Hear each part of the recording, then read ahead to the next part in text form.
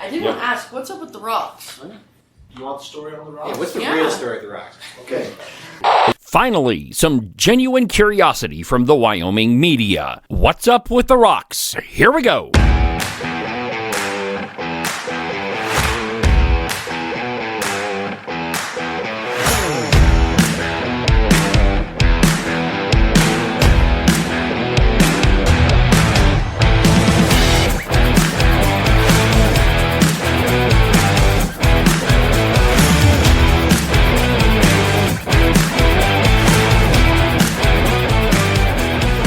Good morning, my friends, and welcome to another incredible installment of Weekend Update.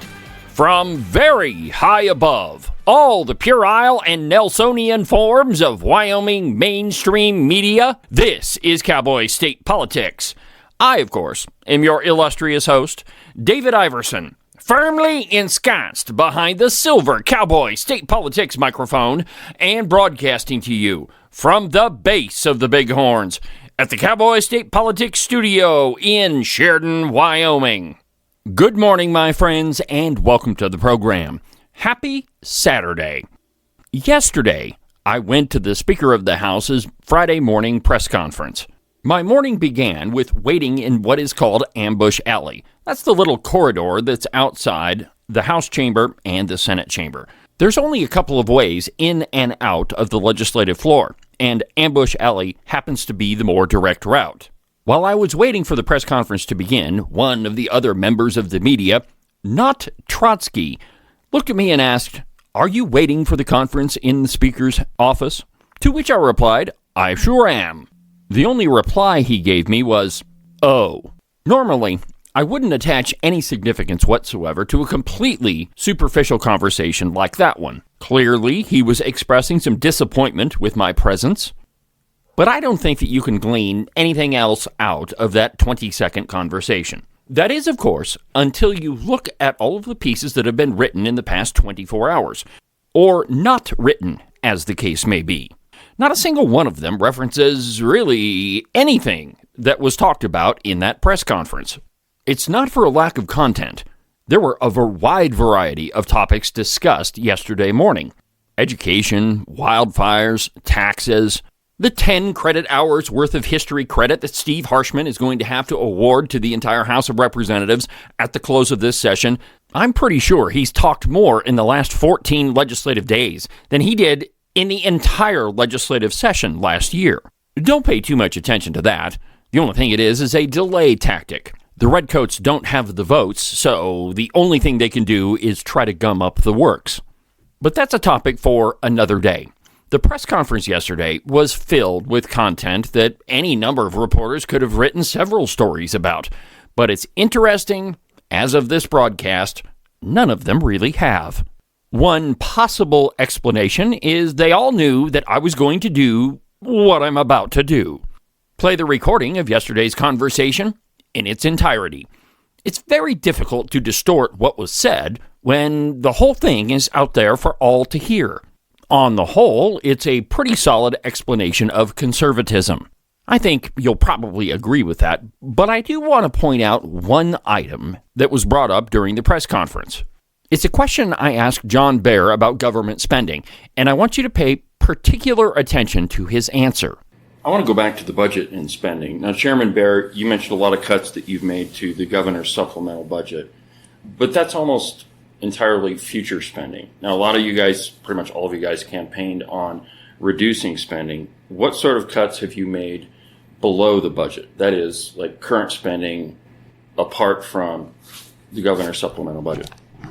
Well, first of all, let me say that I didn't campaign on cutting the budget. What I've always, well, I shouldn't say always, what I've campaigned on is slowing the growth of government. I've stated that the growth of government should outpace your paycheck. And I think that's something that the voters can agree to and agree with. So what have we done? There's a couple of measures where we did go back into the budget that we passed back in March of 2024. One of them was something that we felt like was an earmark that was not the proper role of the state government, and that was the Arboretum here in Cheyenne. We have pulled that money back from that previous budget. A bigger one was the Wyoming Business Council's loans that they do and grants. What we did is we looked at the increase that they received in the previous budget. Now, we're halfway through that budget, so we couldn't affect the first half of it. And so we pulled back the second half of that increase. We left their budget what it has been, back in 23-24. All that money's still in there. They got 1 year of increase from the 25-26 budget, but not the second. Should it pass? This still has to go through a lot of work in the body, both bodies. But those are two things that we went back into the budget. But again, we're not trying to make these draconian cuts. Now, if you look at the headlines, it kind of looks that way, but that's only because we're adding on top of that budget. And that really should be for those emergency things. We did add something too. When we were looking at this fire mitigation, remember we cut the governor's request from $130 million down to $100 million. Well, we got testimony that one thing that we could do in the future is to have more air assets to get right on these fires and stop them early. So we added another tanker, which was about $5 million. It's a crew, and then they will be available to go to other states during the winter time when we're not fighting fires. So it'll be a share type thing. And so we saw places where we probably needed to add some funding for prudent fire protection in the future.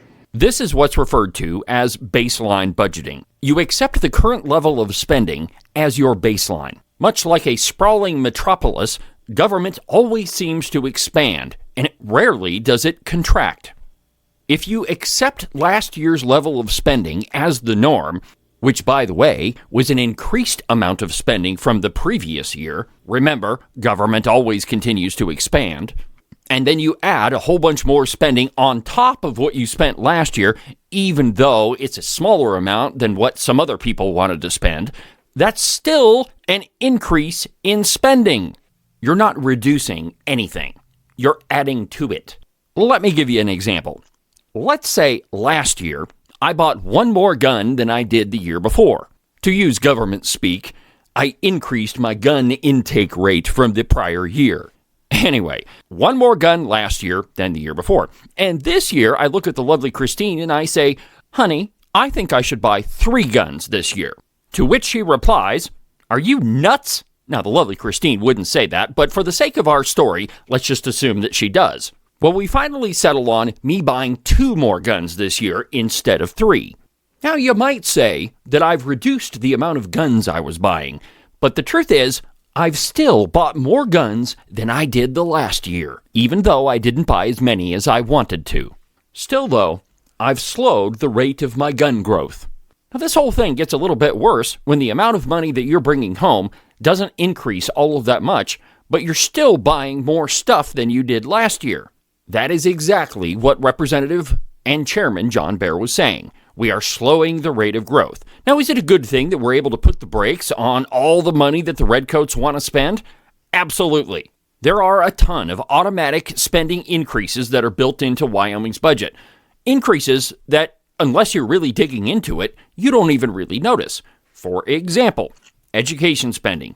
Every single year, we spend $100 million more on education than we did the year before, and that happens without our legislature approving anything. There are a ton of automatic spending increases that are built into Wyoming's spending model that have already been passed by the legislature and signed by the governor, and a lot of them don't even show up in the budget because they're hidden away in coffee cans and trust funds, and this fund dumps into that fund, and in a lot of those cases, unless you know where to look, you're not even going to know that it's there. Now, if I just left things there, I would have accurately described exactly what's going on, but it would still be a little bit unfair to the good chairman of appropriations, because about the only thing that the Appropriations Committee can do is affect future spending. Things that have already passed into law and been signed by the governor can't be removed by a single legislative committee. that would require a bill to go all the way through the legislature and repeal whatever it is that we were spending money on. As has been reported ad nauseum by the Wyoming media, Chairman Bear's committee has reduced a tremendous amount of spending. It's been kind of fun to watch. The number of cuts to the governor's supplemental budget just keeps going up and up and up. Over $200 million the last time I checked.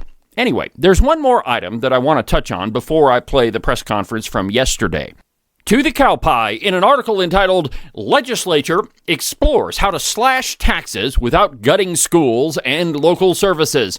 And I quote, Senator Slithers, Tara Nethercott, told the Cowboy State Daily that she supports removing the local backfills as a way of helping voters understand the cause and effect relationship between taxes levied and services rendered, which they can make future decisions based upon. Quote, we want to find the right policy so people can really understand the connection between property tax and services offered more correctly, she said, so the people who want tax relief can have a better understanding of the consequences and the lack of that tax revenue from fiscal policy.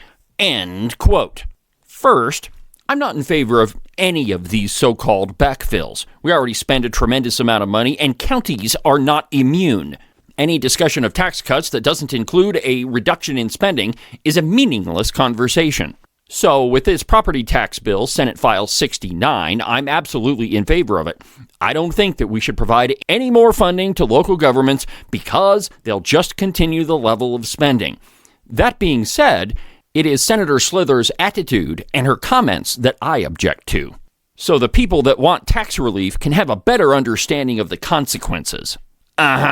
Instead of making the case to Wyoming voters that we can't sustain the level of spending, Senator Slithers would rather just punish them and let the shock convince them that we should never ask the legislature to reduce spending ever again.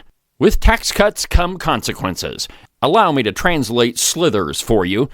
Essentially, what she's saying is these dumb Wyoming voters are screaming about tax relief, but they still want all the services. So let's shock the system so that convinces them never again to scream about the level of taxes that's being taken out of their pockets.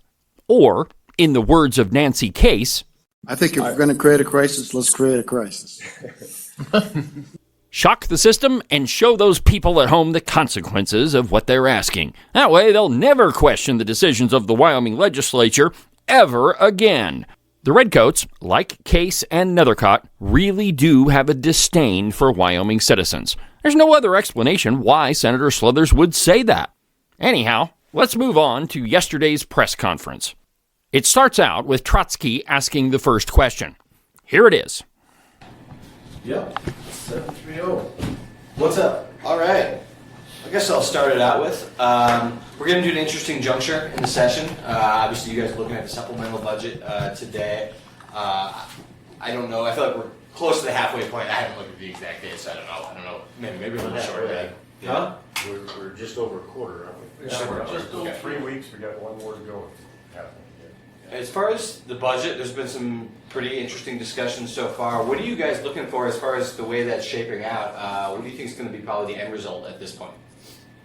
Well, my hope is that that we don't add to the large budget that we passed last year a great deal, any more than we need to meet our emergency and contingencies that we didn't foresee.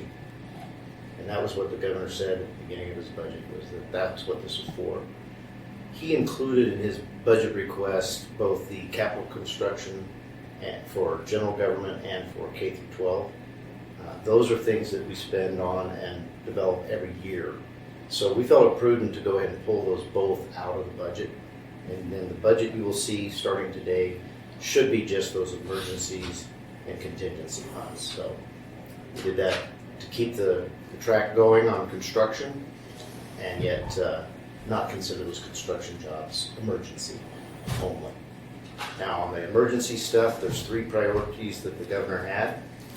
They were fire mitigation, tax relief, and legal defense from the federal government. And those 3, we feel like we have met his requests, but we have done it in a different way. First of all, on fire mitigation, he chose to do $130 million in grants We felt like the 130 was kind of a shot in the dark as to what the amount would need to be, so we reduced that to 100 million. We converted that from being a grant program to being a loan program.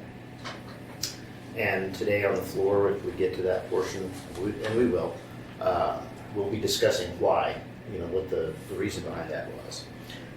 Then in the tax relief, we did fund his request for the tax refund program, which is about $10 million. But I think that's where he stopped on wanting to provide tax relief.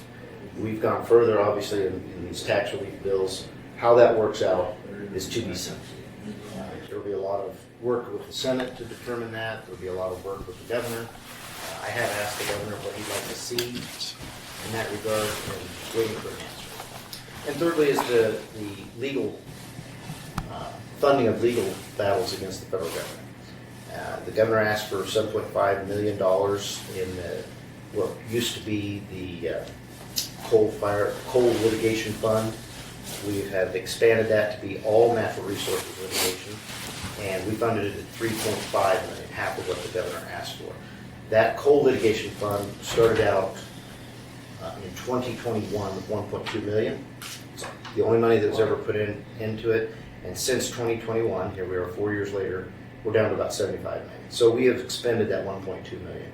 We felt like $3.5 million during a supplemental budget was definitely going to get us through the next 12 months of litigation. We'll be discussing on the floor, what kind of litigation we're in right now, so people understand what are we spending that money on. And then there is an effort on the Senate side, just like there was last year, to create an ability for the legislature itself to bring litigation. I know the governor's opposed to that. It was $75 million last year. He vetoed it. It came out in the Senate at $75 million, and I believe yesterday or the day before it was reduced to about $3 million. So those are the litigation efforts. There was also a request for 2 new attorneys in the Attorney General's office, which we denied. Those 2 positions, it was testified in December that they work out to about $75 an hour attorneys. Hiring outside counsel is about $400 an hour. But we felt like people that spend their careers working in these fields of defending or prosecuting in the Supreme Court, we really wanted high expertise, like we've hired thus far. So we want to continue that. I think that pretty well covers it. Okay. And you'll see a lot of cuts in the budget, and a lot of that was determined whether we made a determination whether we felt that was an emergency expenditure or not. And you've seen some headlines, some of you written headlines about the volume of those cuts. I think it was written, it's $235 million out of that budget. We did make a small cut in the capital construction. So I think all in, we're about $375 million cut to the governor's $750 million ask. Sorry, follow-up question real quick. Following back up specific on the Attorney General positions, you guys are increasing budgets to file litigation, but you're not increasing the positions. Could you, and you kind of touched on there, but could you just explain that maybe just a little bit further so I help? Yeah, and that fund is controlled by the governor and the Attorney General. They make the determinations when we're going to file suit. But this fund is is really designed to be used for outside counsel. And so we're more interested in outside counsel in these kind of cases. So rather than expand, why is that? Yeah. Why is that? Yeah. If we're going to be in it, we want to be in it to win it.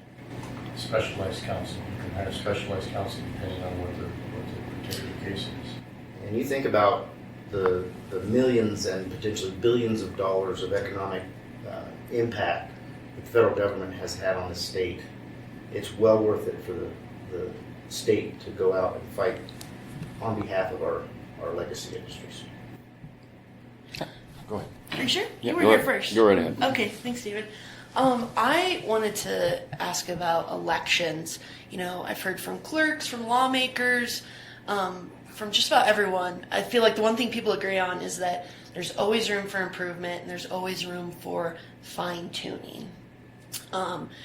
Yesterday, I was talking to Representative Knapp, and he actually made a joke that there are approximately 5,482 election-related bills, and that's just in the House. Of course, there are not that many. There's closer to something like 30 plus.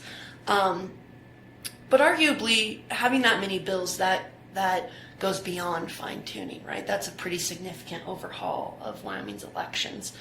At the same time, the Freedom Caucus obviously had a very successful election season.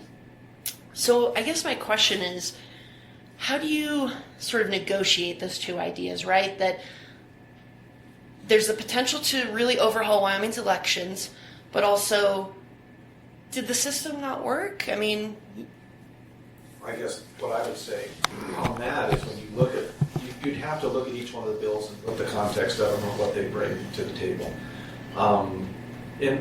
For example, here's a bill that I don't think it's even gotten, I signed it to committee, but it hasn't been heard yet. Changing how we select our canvassing boards locally. That's been working great for a long time, but when you're trying to add layers of accountability and responsibility on local major parties, the clerks have been selecting that person. Well, now in that particular piece of legislation, you've got the local major parties that are going to have to provide that person, which adds another layer of accountability and in the process. Whether or not that makes it, it's not saying that it hasn't worked before, but I think there's ways that we can improve that. As far as like my citizenship, making sure that we have Wyoming residents that are U.S. citizens here and verifying that, I think those are things that we can do a better job of trying to make sure that that's taken care of. And those are, to me, I think there's a lot of different things when you come from the standpoint of we're not wanting to overhaul it. I think we've got good elections, but like you said, in anything, Maggie, we can do a better job. We can see things where we can improve. Identification. Drop boxes. Are they necessary? Do we need them? Chain of custody. All these different things. Everything that has been brought so far is in an effort to make sure that the elections are better, well-run, improved on the system, where there could have been problems. And I like the idea that we're proactive. And so some of these are responsive, but predominantly these are proactive measures that are trying to make sure that our elections are safe, that they're reliable. Auditing. We didn't do a lot of auditing before. In my particular election, wouldn't it have been interesting, and we did have a hand count and an audit. I was down 1,189 votes in an unopposed race. So obviously there are some places that we can do a better job of making sure that we have those checks and balances to make sure things are right. And the ultimate goal of this is to make sure that the people of Wyoming know that their elections are safe, they're available to everyone, and that they're right, and that they can be confident. If they stay with machines and want to count with machines, the ability to be able to go back and have certain numbers or percentages of those districts hand counted or audited to make sure that people can be confident that the machines are doing what they say that they're supposed to be doing. All of that goes to election integrity and making sure that the people have the peace of mind of knowing that their elections, that they don't have to worry. And quite frankly, ladies and gentlemen, in my part of the country up there are people that are still frustrated about whether or not the primary election was done correctly. That election up there was sent to the Secretary of State. right. I got a phone call at 1 o'clock in the morning from somebody from Johnson County saying, "What in the world's going on with your county?" And I'm like, "I don't know." Well, I just saw the results. And he says, "You gotta be kidding me. That made it out of the clerk and the canvassing board and got all the way down to the state before that even got noticed in an unchallenged race." So then the next question is, we also had problems in the commissioner race. Commissioners had votes that had to be taken from one commissioner and go to the other when they hand counted that. We're talking about elections that could be won by 1, 2, 3 votes. There were 60 votes in that one election. Granted, it was vote for 2, but when you have to go back and do a recount, they switched votes. If that was a head-to-head, that would have been a very bad deal. And in mine, if that would have been a challenged race and that wouldn't have been questioned, that would have disappeared into the ether. And so I think we've got some real issues that we need to address. And I think the steps that have been taken so far are as an effort to try to make sure that the people of Wyoming know that our voting and our elections are being done right and that there are safeguards in place. And I appreciate the work of the clerks, and I appreciate the work of the Secretary of State and all the legislators that help bring these legislation to openly debated, discussed, and it'll be sorted out through the process. And I think people want, we should know that their elections are important, vital. One of the very first things that people mentioned when we were on our doorsteps is they want to know that when they cast their vote, that it goes where they wanted it to go, and that it's going to be counted correctly. So, and by people that are actually residents. So that was important to them. So. And I might add that a lot of these ideas, this isn't the first year that they've emerged. Oh no. They've been, for a number of years, we've been working on these ideas. This is the first year we've been able to get them across the finish line. For sure. So that's why it looks like we're having a lot of bills, is because all of these ideas, all of these efforts in the past, we're not able to get to the point they are this year. So we're having some real success. You're seeing stuff that never got a chance to see the light of day before. Not new. So. Thanks.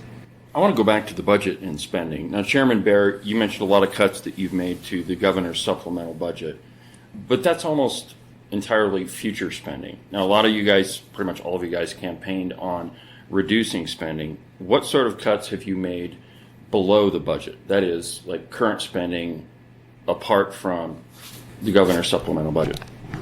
Well, first of all, let me say that I didn't campaign on cutting the budget. What I've always, well, I shouldn't say always, what I've campaigned on is slowing the growth of government. I've stated that the growth of government shouldn't outpace your paycheck.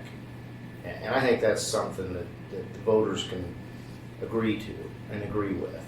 So what have we done? There's a couple of measures where we did go back into the budget that we passed back in March of 2024. One of them was something that we felt like was an earmark that was not the proper role of the state government, and that was the Arboretum here in Cheyenne. We have pulled that money back from that previous budget. A bigger one was the Wyoming Business Council's loans that they do and grants. What we did is we looked at the increase that they received in the previous budget. Now, we're halfway through that budget, so we couldn't affect the first half of it. And so we pulled back the second half of that increase. We left their budget what it has been, back in 23-24. All that money's still in there.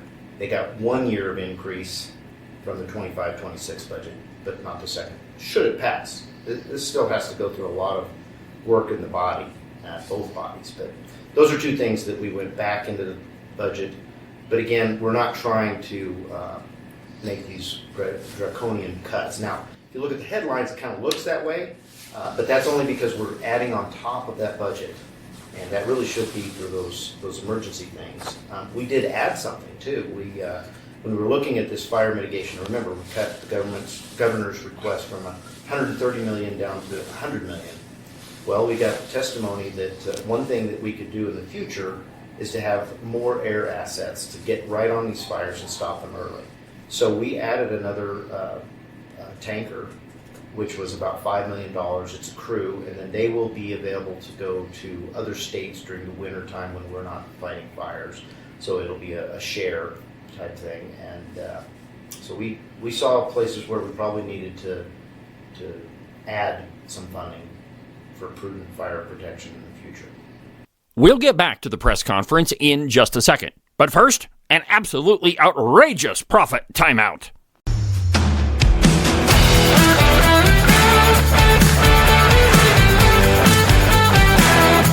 Weekend Update is brought to you by Rebecca Bextel at Compass Real Estate. Are you thinking about buying or selling a piece of property? Well, if you are, you're going to need a real estate agent that you can trust. And that agent is Rebecca Bextel at Compass Real Estate. She's lived in Jackson for over 20 years and has her fingers on the pulse of the real estate market all across the state of Wyoming. She's sold everything from small residential properties all the way up to big giant ranches. So it doesn't matter if you're buying or selling, give Rebecca a call. Her phone number is 307-699-3519. That's 307-699-3519. I got home from the middle swamp yesterday, and there's a lot more snow in northern Wyoming than there is down there. Well, that also means that I couldn't see all of the fun summertime playthings that all of my neighbors own, because they're all in a big giant snowbank. What my neighbors should have done is called Nick and Jesse at Morton Buildings. Their phone number is 307-674-2532. They're the experts in metal building construction. They can build you everything from a garage all the way up to a big giant warehouse. That way, you don't have to put all of your expensive toys out in the weather and then have to repair all the damage that's done this upcoming spring. So give Nick and Jesse a call. 307-674-2532. They're the best at what they do, and they've been doing it longer than anybody else. So one more time, their phone number is 307-674-2532, or you can check them out at their website, mortonbuildings.com. Today's broadcast is also brought to you by the Wyoming Cartridge Company. Whether you're going up the hill or if you're just going to the range, pick up a box of Wyoming Cartridge Company ammunition. You can get it at pretty much any sporting goods store. They're a Wyoming-based ammunition manufacturer, and I can tell you for a fact, my friends, that I've burned through several boxes of Wyoming Cartridge Company ammunition, and it holds a pattern just as tight as any other ammunition that you'd get off the shelf. So go to their website, wyocc.com, or just pick up a box from any other sporting goods store. A couple of program notes before we get back to yesterday's press conference. Make sure that you subscribe and follow the program. You can do that from the website, cowboystatepolitics.com, or anywhere that you get your podcasts. Also, I've added a new channel to the podcast. It's going to be all of the live episodes that I do throughout the week. If you go to the website, there's a link up at the top that says Live Replays. There, you can find all of the live programs. Now, there's no excuse for missing any of the Cowboy State Politics content. And now, back to the program.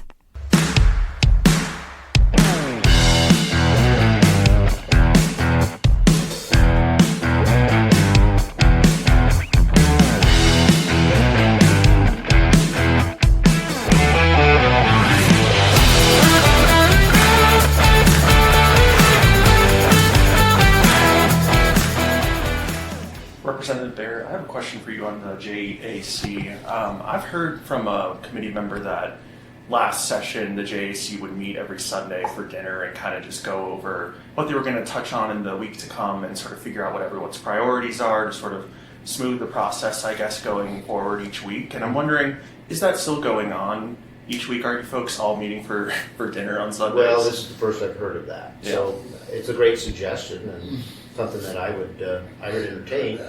But you have to realize it's a complete turnover. And most of our time is just getting our feet on the ground, making sure that we're making really good decisions. Now, I think in the past, there were agendas and strategies that needed to be discussed and worked out privately rather than publicly. Thus far, you're seeing us work in the public. Everything that we're doing is out in the open. And, we really, because of the short amount of time that we've been able to dig into this stuff and have staffing to help us learn this information, we've just been completely concentrating on that and just doing the things that we feel like are right. And so far, there's been a great deal of agreement on both sides of that JAC to get that accomplished. But I think it's a good idea, to have those discussions when we get into the budget session where we're really fine-tuning things. Right now, these are pretty simple things. It's either an emergency or it's a not. And so I think everybody's able to make those determinations on their own based on the testimony we've heard. And I'm not sure a Sunday meeting right now would be that helpful. Well, then quick follow-up on that. Some folks have been talking about just cutting the increase in rate payments to OBGYNs in Wyoming. And how, I guess in your words, or in your opinion, how does that not constitute an emergency given the maternal health deserts in Wyoming? Well, I'll tell you, I think that this is a subject that needs to really get a deep dive on it, because we're getting testimony that OBGYNs are leaving the state of Wyoming because the insurance rates for malpractice are much, much higher in Wyoming than they are elsewhere. And so we need to find out why is it they're leaving before we start throwing money at it. And I will say this about Medicaid.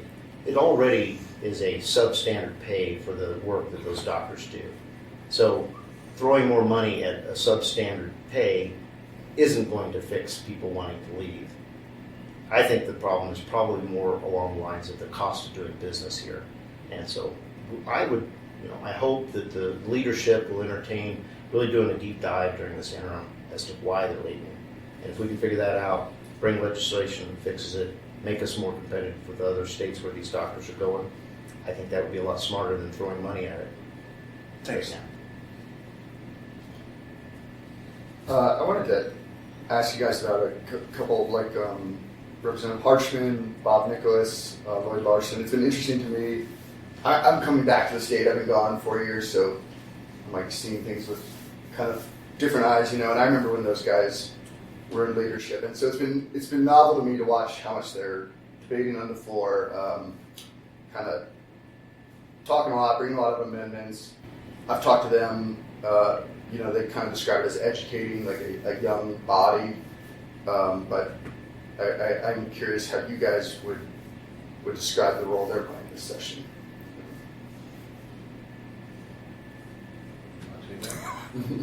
I speak on too, whatever. Go ahead. Majority Leader. So those senior legislators have a wealth of knowledge. They understand the process, but also the budget more than most of us do because of their experience. And a lot of the statutes that are in place were written by them.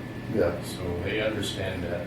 And we appreciate that they're taking the time to help us understand all of those intricate things about the state. But sometimes these freshman legislators are very, very smart. Mm-hmm. They have a diversity of education and knowledge and life skills. They're not just coming out of high school. They're people that have been successful in life. So sometimes we're slowing down a little bit too much. Mm-hmm. And we have a lot of bills to get through. We've got 555 bills totally filed. And on the House side, 347. We've only done about 50. That slowing down is hurting the whole state at this point. It's, the history lessons and some of those things that we're hearing. It's slowing down progress of some good bills that need to be dealt with. And so, at the beginning of the session, yeah, that's fine to have some of those education discussions.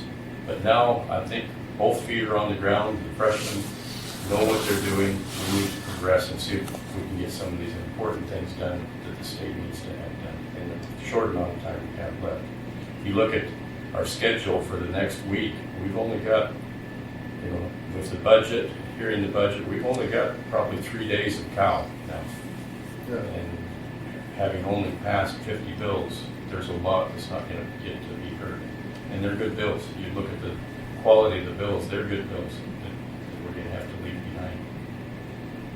I would have to agree with the Majority Floor Leader. I mean, I've only been here 4 years and I've seen some of this, but and I will say this. I mean, we've been working on some pretty heavy lifts.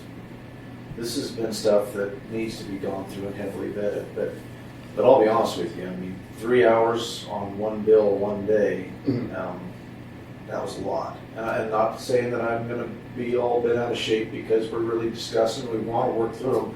I don't want to have a product leave in my house over here that's not been well vetted and send some quality legislation to the Senate. But while I appreciate the history lessons, I think that we need to be cognizant of what's at stake for other pieces of legislation that are coming, that are waiting, that are trying to be out. There's going to be a lot of opportunity to be able to talk on second and third reading and adjustments made. Ultimately, if you probably know that piece of legislation is going to get passed and at least committee of the whole, then let's, there's other bills down there that need to be heard. And they keep saying, you can hear the sound of those. What's that sound? Well, it's bills dying. Well, we've got a lot of bills. And to Representative Heiner's point, they're good bills. These are good legislation. Not unlike what we've already gotten passed. But time is of the essence. And so I've never seen those gentlemen speak as much as they have in the past few days in my 4 years of being here. So I don't know. What do you think? What do you think? I don't know. I guess my next question is, does it feel deliberate, or they just can't help themselves? Like you said, these are topics. They're deeply sort of saturated. If you want to say that there's some different perspectives on the need or the necessity for particular pieces of legislation, then sure. I mean, it's called a filibuster, if we want to just get right down to it. But that's all part of the process. And a committee of the whole is designed to allow unlimited debate. Mhm. And that's we have to respect that no matter what direction you're coming from. Yeah. I think there is a point though where you kind of have to look at the long game of what's happening, look at that list of those bills and the importance of those bills that are coming in, and also show due respect and responsibility in that as well. Right. And so, I mean, some of the discussions have gotten pretty long, and I don't know. I mean, you can go back and re-listen to it. It seems like we've got to beat the same issue a lot, same questions. But I'm not going to say they shouldn't do it, but I think that also I hope they respect with their knowledge and their experience that they would also be able to see there's a lot of legislators on that floor that would like to see their legislation through, and I'd love to see them be able to have that opportunity to have that legislation acted on. And so, and time is of the essence, and time I've learned quickly is the death of legislation if it's not managed properly. But we're going to take what we've got dealt with us, and I'll close with this. I would rather forward fewer pieces of legislation that have been well vetted and are quality than quantity. Sure. Because every time we pass a policy here, it affects this whole state and people in it. It can take away, opportunity. It can provide opportunity, and every piece of legislation that we get out of here needs to be well vetted and done the best job we possibly can. So, if that means less legislation, that's okay. And if it's good legislation, then I'm sure it'll come back. But yeah, the conversation's got a little bit windy. I mean, just me, but maybe that's just me. Yeah. I got a follow-up question on that, kind of on that similar vein. You got a lot of freshman legislators, of course, in the House. It seems like a lot of them are very lockstep. I could pretty much predict every vote before it happens, to be honest, kind of something that you were alluding to a little bit there. But do you worry that realistically, there's going to be a lot of bills that die, maybe hundreds, and do you guys worry that that's going to affect morale at all, and there's going to be fingers pointed and blame pointed in either or any kind of sort of direction? Because for some of these freshmen, they haven't had the experience. Everybody wants their bill to pass, obviously. So what do you guys kind of expect as far as what's going to happen when all those bills die? Well, Leo, I guess to me, the proof will be in the results. I mean, we're gonna see what pieces of legislation are really important and have gotten through, and we've tried to navigate and get the things that were most important to the people. I mean, go back to the 5 and dime, we tried to make sure that those pieces of legislation that were the most important to the folks that we talked to across the board got through first and had the opportunity to have the time that they needed. We spent dozens of hours, 24 hours, on those few bills, really going through them, and they were heavy lifts. I mean, they're not, little tiny, we need to change this word or whatever. I mean, these are structural, policy changes that the people really wanted to have addressed. And the feeling that I've gotten is that people are pleased with that. They're glad to see you have a plan and to get that plan going and a vision for where you want to go. And personally, I mean, you'll have to interview each one of these legislators individually. I mean, they all speak for themselves. I think when we're all done, I think the focus of what we were sent down here with the responsibility that the people gave us and the direction that they wanted us to go is being respected. And I think all these young legislators understand that was ultimately part of what they campaigned on, and we got those things through. So now whether or not you get your specific name on it, it's like me. I got a lot of bills that I'd like to see come out, but when you're speaker, that looks awful when you're putting out your stuff and other people's aren't. So I've made a conscious effort to go through and offered every few days or every day sometimes. Legislators, give me your best bill. Give me the bill that you really means something to you, so that to your constituents, so that I can get that to a committee and we can get a fair hearing. Now, if the committee of the whole takes it, that's why we've been staying here until 8:30, 9 o'clock in an effort to try to move more legislation through and get it to general file so we can get to the top. But you'll also notice we've got some legislators that are getting kind of under the weather here, and we're dealing with some health issues out here last night. Somebody said it sounded like we were in an ER and hear people hacking and gagging and choking and carrying on. So that's all plays into it. But we're going to do everything we can. My commitment is to do everything I can. I know the good majority floor leaders and the committee chairs have done everything they can to get as many pieces of legislation through for these individuals. And hopefully, I know that Scott he was telling me yesterday and this morning, he said, I'm trying to get their legislation to the top. I'm having to move others down, and just watch and reading the tea leaves, and I hope people respect that. And you know, if they want us to back off debate a little bit to make sure the bills get up so they can be heard, I guess that would be a desire of the body. We'll see how that goes. But I'm going to try to do everything I can to help everybody get a piece of legislation to do that's most important to them and the people that elected them. So I will continue to do that. With the 5 and 9 bills, you got them out, you hit your deadline. Now they're in the Senate, right? And the Senate has a pile of its own stuff it's still working on. Sure. Did you, I guess, have there been conversations with Senator Biden or leadership over Oh, there? yes. I had one yesterday. It was very good. I had a wonderful sit-down visit with all the leadership from the Senate. I've spoken with them before, and our commitment to them, and the good approach chair and the majority floor leader was here for that committee meeting yesterday. We want to help you, and their commitment to me was, we want to help you, and so we're working together. They want to see 199 education school choice get over there. That is one of their hallmark pieces of legislation. They were waiting for us to get it out of the House, so they want to see that, get the opportunity to be able to act on it, and try to get that out as quickly as possible. Property tax relief, they're sending one, that's not like ours, but our commitment was we want to try to get that through the body and let the body decide on that. I want to try to get that to the governor as quick as we can. I mean, I would go so far as to set aside rules if it meant that we could get that piece of legislation up there. Let the governor make some decisions. Let him see what we're doing. And if that doesn't work, I want to have enough time left that we can take another horse in the race, which is 169 that's headed to the Senate, to let them remodify that, to do everything we possibly can to make sure that we get tax relief for the people that's going to work for both bodies and something that the governor can work with. So that was part of our commitment. Part of the 5 and dime was property tax relief. And so we've got a horse that's coming this way. I will work with the Senate to get it to the governor for this body. So I'm not interested in whose name's on it. I'm just interested that the job gets done. And it's kind of interesting. If you don't care who gets the credit, you'd be amazed at what you can accomplish. And I think we're here to accomplish the will of the people, and I'm glad to do that.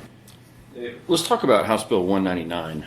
Representative Andrew, you've probably spent more time at the microphone than anybody. Well, the bill's pretty much going out of the House. What do you foresee as some of the stumbling blocks when it heads to the Senate? You have a sense of what that bill's going to face over there, or? I think it has a pretty clear path in the Senate. I think the Senate's really excited about hearing that one. I've got a lot of co-sponsors on it over there, especially I have a majority of the Education Committee, and I think they all like it how it was. So, yeah, I think that it's got a good path. Just a little history, that bill substantially was substituted on the Senate side for the last year's House bill that the governor line item vetoed a few things and it became law. Our school choice that we have today. In the midst of that debate, the Senate, I think it was the Education Committee in the Senate, passed that bill, and they got it out of that body last year. So now we finally got it passed in the House. Yeah, the Senate has pretty much passed it in its current form before. So. And the governor, do you do any sense of his attitude towards it? Well, I think that in his State of the State speech, he pushed school choice as an accomplishment of his, and so I'm hoping that he'll continue on that trajectory. But it certainly has a backing of the current administration. Yeah, it does. Yeah, there's an executive order on it the other day. So. Same day your bill passed. Yes. What's that been like? Yeah, all these bills that are mirroring President Trump's executive orders, I suppose, is that something you, anticipated or? Well, I would say that, it's what the people want, and we're just being responsive to the people. It is reflective of the electorate. I've been working on this for 4 years, so. And when you think about the overwhelming majority of this state that vote for Trump, it's pretty well, the road path has pretty well been laid out for us. Right. What we should do as representatives. On the education front, some of these, holistically, a lot of these bills would, if they pass into law, like your school choice bill, would significantly alter the state of education in Wyoming. From a macro level, what is your vision? What would you like to see for the future of education in Wyoming? I think what I would like to see is a situation where everybody has a choice of exactly what they want. And each of those choices are a good choice. I think that with our charter school bill and our ESA bill, we get to a point where we can have a lot more variety in the education in our state, especially the ESAs. I mean, there's so many options that are very innovative that we can see come to Wyoming through that, like pod schools, micro schooling, a lot more private school options. But in the same way, we also want a really robust public education system. And I think that no matter how you want to slice it, that requires change. There was a survey that went out that said that 60% of Wyoming, I think, our public education is headed in the wrong direction. And that's significant. And this session I've thrown out a lot of different ideas. I don't claim that all of them were great ideas, but I think there were a lot of things that needed to be talked about in the space of public education. And a lot of that has to do with the bureaucracy and governance of how we run public education. I think that it's very, very controlled and laid out from how teachers get to the classroom, how standards get decided, and how school boards run. So I think there are things we need to change, especially with the office of the superintendent. I think a lot of the laws around that really put that office in a position where they're elected to really create a lot of change in the system. But there's actually not a lot they can do with everything being bounced back and forth with the Board of Education and how much control, the legislature and the executive branch in general has over that position. So, we need more flexibility, maybe taking a little inspiration from the federal administration, cutting some of the bureaucracy. But, in order to make a change, you have to, it's never, especially in education, it's never going to go easy. No one likes change. I got one more question on education, if I could. There was a lot of debate on the floor about accountability and assessments, and I'm just curious from the three of you, what do you think the role of government is in education? We heard a lot of it from the floor. We got the three of you in here. What's the government's job? It depends on what you're looking at. I mean, in terms of our public education system, we run that system, and it's our job to make sure that runs well. So there's accountability built into it through various methods, whether, there's things like the Y-top, which are controversial, and it's a big sticking point for a lot of educators. They do not like it. They feel like they end up teaching to a test. And so in the past, I've written bills to explore what if we get rid of that. But in the end, that's really an assessment of how we're doing as a state with our education system. But you move on to things like ESAs, and the whole idea behind that is to maximize freedom and put parents in the driver's seat. And I don't think, there's a lot of argument on the floor that just we need this test because that's accountability. But that's, in my mind, that's not at all accountability. What accountability is if they're managing those funds and spending them on what they're supposed to be spending on. And a lot of people don't understand that there are a lot of controls on that. The parents actually sign a contract to say what type of things they're going to spend on. They can't violate that. They risk losing if they violate that. And every transaction has to be independently tracked and verified so we know exactly what the money is being spent on. And to me, that's what the accountability piece is. Well, I look at things from a more of a business mentality because that's my background. So I ask, well, who's the customer here? You could say that it's the child, and that ultimately is, but when the child is a minor, the customer is the parent. And so having choice for those parents where they can educate in alternative ways with, the tax dollars that they put in and would be lost if they chose to go to a private school under our current system.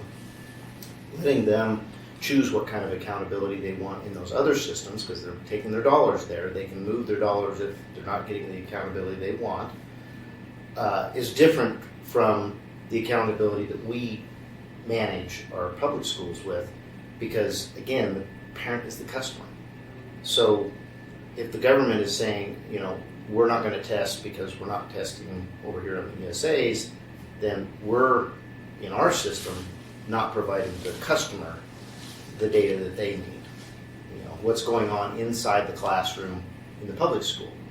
They have that ability by moving their dollars away from those private schools or the homeschool, whatever else they're going to do, if they're not satisfied with it. But if they're in the public system, there's not a lot of options until an ESA comes along. If they're dissatisfied here, they may or may not have a good picture of whether they should be satisfied. That's why we do testing in public schools. I'd like to go back to, wildfire recovery funds. On Monday, I went to Wheatland for one of the governor's meetings, and, several producers stood up at that meeting and voiced concern about those dollars coming out through loans. I've heard the reasoning from lawmakers why, they see that more fit. It means folks have skin in the game as opposed to grants. But I'm wondering, just given what some producers have said,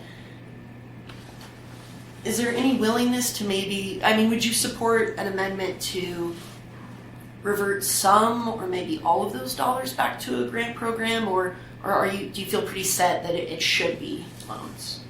Let me start with this. Historically, the state of Wyoming has not had a disaster recovery fund whatsoever. So the question is, are we going to change policy for the future? And government does have some responsibilities to help people, but when we're taking the taxpayer dollars from single moms in the big city and the coal industry and saying, okay, we're going to support this industry over here because a disaster happened to them, we have to be very cautious of that. Now, we being the appropriators, believe that this loan program is just about as free of money as you can get, other than they have to pay the corpus, the principal back to the taxpayers. Really, is who they're paying it back to.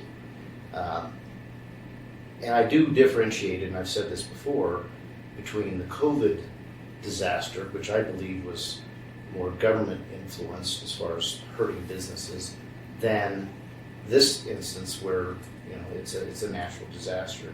So, moving towards grants is really taking from some taxpayers and giving to others.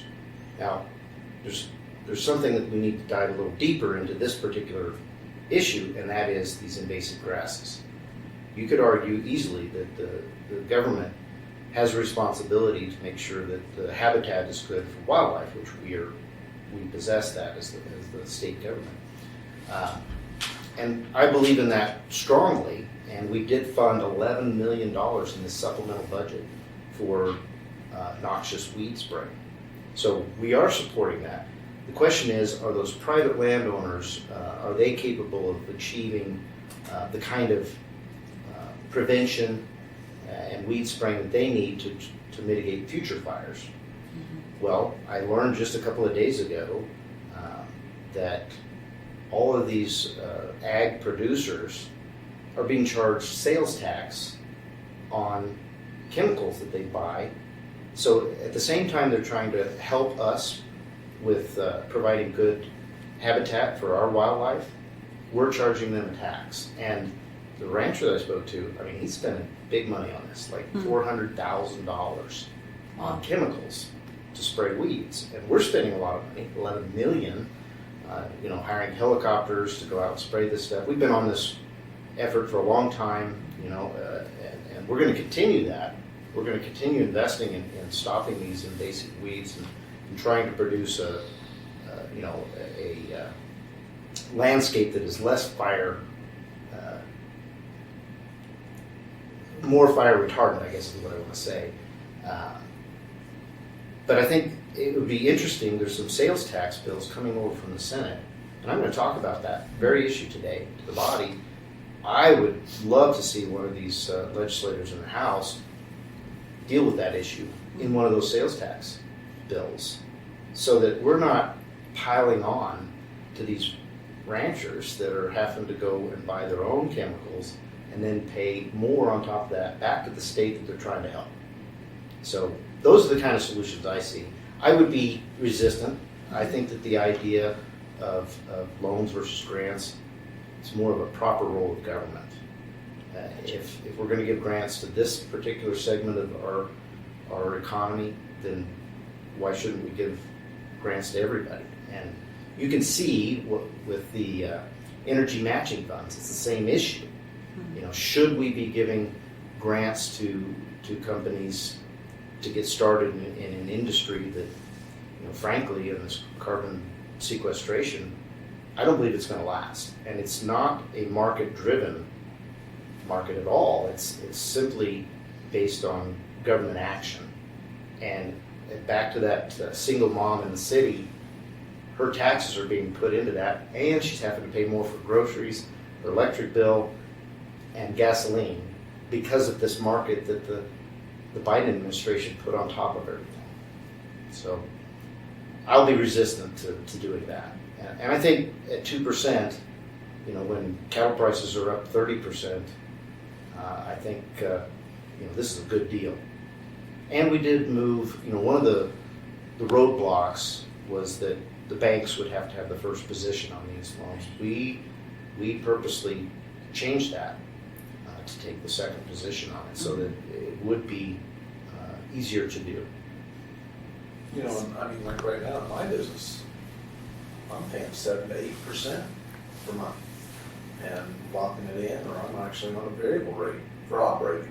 I mean, that's what I buy my fencing and stuff like that with. If I have a fire, I'd have to go back and rebuild it. I use posts, roll with wire, and have to be conservative unless you can afford $100 and some a roll of red brand. I mean, it's expensive. So, I mean, the idea that in a situation like that, and you know, in another part of this too that wasn't mentioned, a lot of these guys got insurance. A lot of these guys, there are federal programs out there that are doing this, and so that's coming in ahead of this. So, you know, just giving away the money, for me, I would love the opportunity to have 2% for 20 years locked in. I would defy you to find anywhere else where you can do that. It is not available, but yet Wyoming, because of what we have and the opportunities that we have because of the dollars we put away, we can extend that to people to help them save that percentage and not have that big payment and get things put back in way better. I mean, that's an awesome thing. I've signed on to a piece of legislation, I haven't seen it back yet, bridge loans. 0%, 1%, whatever those guys are, just to get them so they can get the money immediately and then they can get it back to help them get going so they don't have to wait. I've signed on to that with President Biden.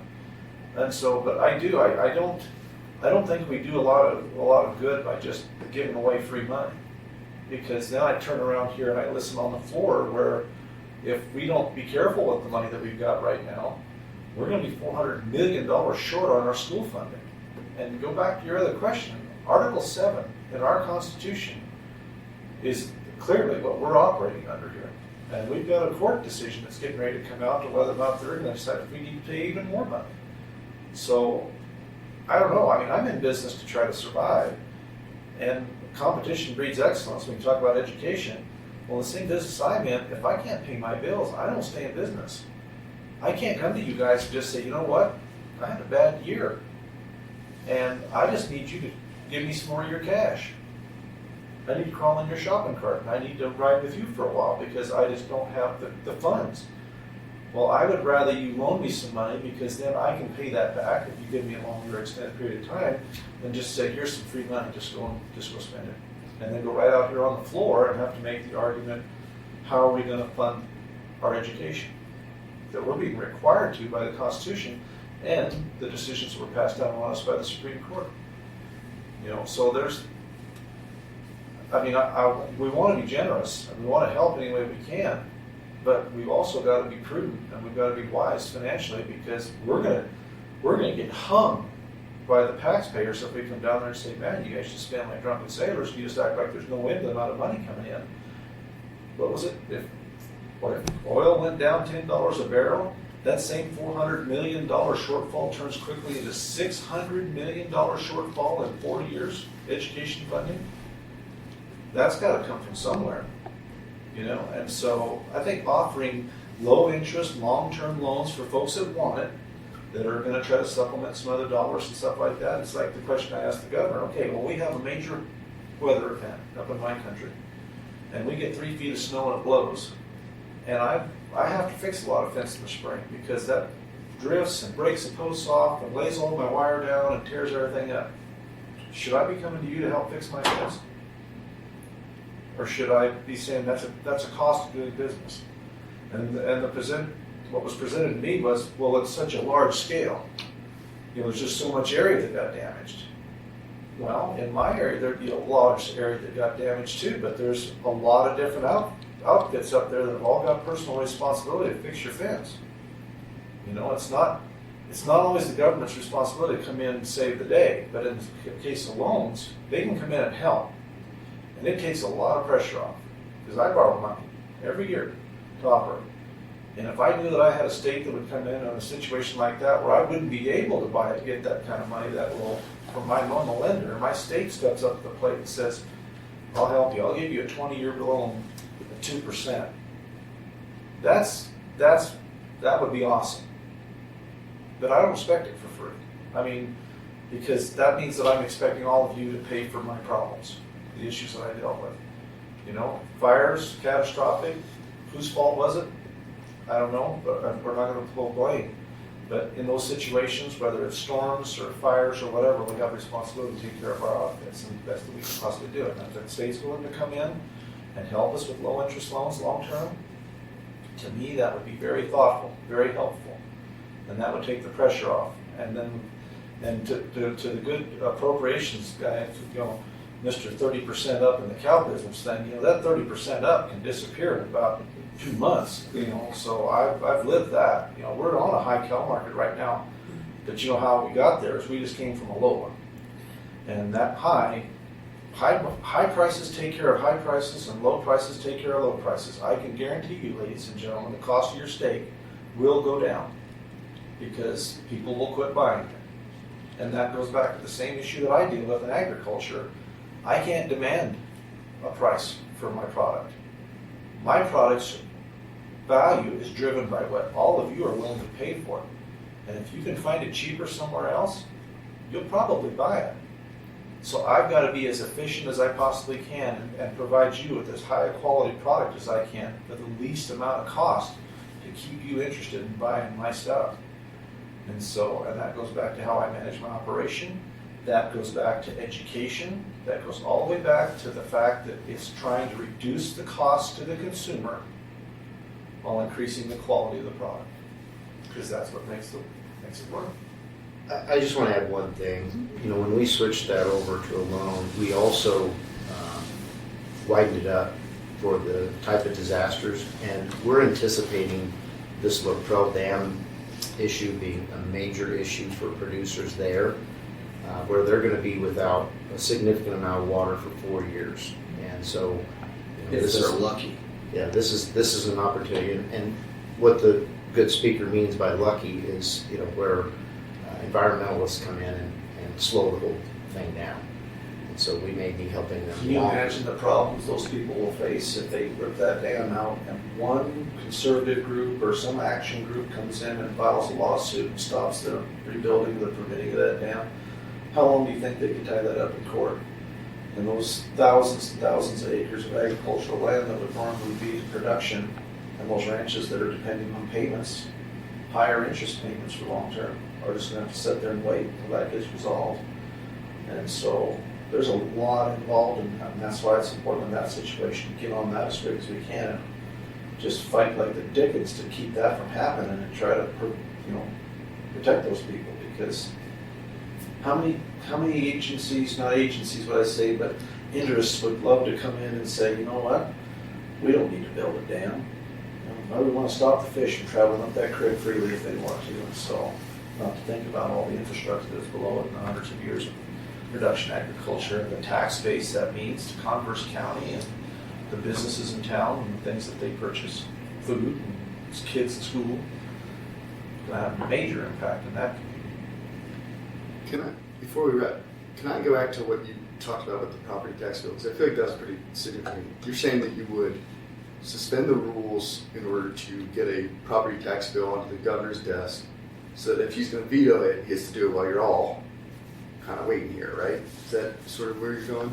That would make the most sense to me. Uh-huh. Because do you know how hard it is to try to get a special session? Yeah, for sure.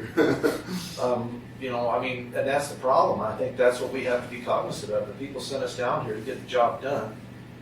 We need to do it while we're sitting here. Mhm. And property taxes and the problems that's causing and a lack of being able to really have, real structural change, that has to be addressed. That has to be recognized by our legislature here. And that's why I say our House, my leadership, is more than willing to work with the Senate. You get us a tax bill, you just passed it.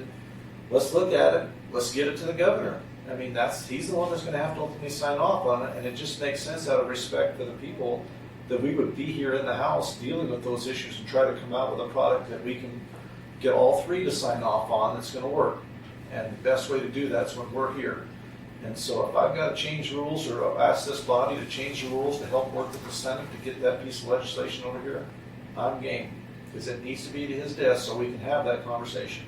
Because if I wait and it never happens, because we go home and then it gets vetoed, not everybody's excited about coming back to another week or whatever. And so I just think it's just, to me, it makes sense. I think it's thoughtful and right thing to do is to really be serious about what the people want. And I think that's a step that we can take here to make sure that people recognize that we're not kidding. I'll work with them. I don't want any perception to be that we're going to try to stonewall, the chamber to the west. I want that same attitude. I'd like to give what I'm giving. And receive, I guess, what I'm giving. And that is respect to that House and saying that because we respect the people, we're going to do what we got to do here to get it there. And then let's have the discussion. If that fails, goes down in flames, we've got another horse in the race that still has time to run, and we can make some adjustments, have that conversation, and do it again. Yeah. But that would be my attitude, and I think it's the attitude of this body. I guess I don't like special sessions either as a reporter, but I guess I would just wonder about precedent, right? I mean, if it's so important with property tax, couldn't you say, it's going to be important with the next big thing, just spend the Well, I mean, what are you hearing from people out there? Is property tax a big issue for folks around the state? I got back and I walked into this building. Oh, come on, you didn't get here yesterday, come on. I got here January 1st, so, but... Oh, yeah, you don't know anything. Yeah. sorry to be ignorant. It's bad luck for a journalist, but... No, I mean, stop and think. If you've got two chambers and a governor that you all got to have on the same level playing field and working together to make something happen, and you've got one chamber that's ready to go and they've got a piece of legislation that needs to come our way and get to him, would it not make logical sense to say, we're going to strip our gears here to try to make sure we'll look at it, see what would we change with it? They sent us a bill in 69, I believe, with no backfill. That's a 50% reduction. That looks exactly like the ballot initiative that is going to be voted on by the body, by the state of Wyoming in 26. Then let's get that together and see what that happens like. Because the people have already told us that that's what they want. Or they wouldn't have done that. So why would it make any sense to bring it here and try to change it and then send it back and have a conference committee and try to work that out? Let's just do what the ballot initiative was and see if the governor's game for that. And so save or ruin the campaign and the... Well, I mean, this is for 2 years, mind you. Mm-hmm. And then the people will have that opportunity to say, we're going to vote for it in 2 years and we can continue on. Mm-hmm. If that's not where he's at, then, like I say, 169 with some backfill to slow roll it in is headed to the Senate.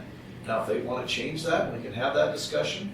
There's also talk over there about the Amendment A, moving that down to 8.3, or you got appropriator to tell us. That would equate out to about a 12.5% reduction when you add that all up. Is that more palatable? If this dies, then I want that to be the next decision. Ladies and gentlemen, I want us to leave with something because that's what they've sent us here for. And if we've got to do some adjusting out here and utilizing our rules and stuff like that to provide the opportunity for that to happen, then that's what we should be doing. Not screw around and tell the people we're going to do something and then kind of act like, oh, well, time ran out. Yeah. No, it didn't. You could have done stuff to help it. And I don't want to be caught saying that if you can fix it, you better darn well try. And you better leave it all on the field. If you can't, then don't be down here. Don't try. Because that's disingenuous and that's an affront to the people that sent us here. So our job is to try to make the difference. And if that means getting that Senate file over here, getting it done and getting it to the governor so we can have that discussion while we're all here, makes sense to me.